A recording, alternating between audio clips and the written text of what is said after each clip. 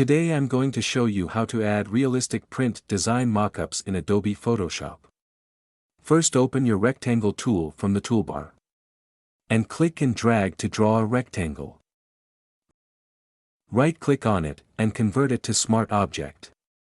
Decrease the opacity all the way to 50%. Press Ctrl-T to open your free transform. Then right-click and choose the Distort. Click and drag of the corner handles. Right-click again and choose Warp. Open the grid list at the top and select the Custom.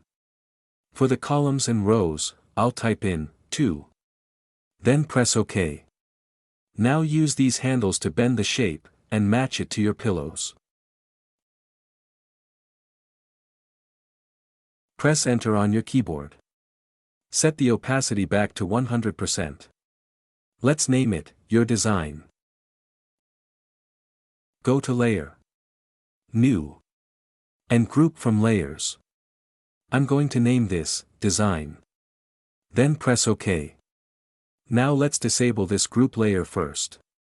Select the background or subject layer. Then from the toolbar, open your Quick Selection tool. And click and drag over the pillow to select it. Select the Subtract from selection at the top. Click and drag to remove the excess selections. Let's enable this group layer. With the selection active, click on the mask icon to create a mask. Now select the layer below or your design layer. Then double-click the thumbnail to place your design. Go to File, Place Embedded, and place your second image.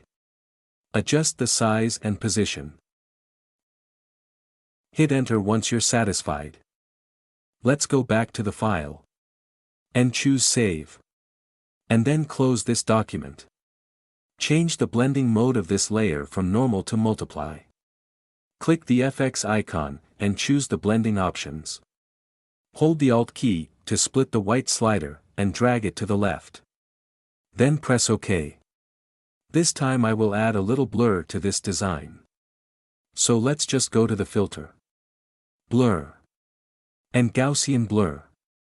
I'll make the radius 2 pixels. Now make one copy of it by pressing Ctrl-J. Then decrease the fill all the way to 20%. Click on the adjustment layer icon, then create a new levels. Drag the top left middle slider to the right to darken the design. Close properties once you're satisfied. And that's it for today. Thanks for watching.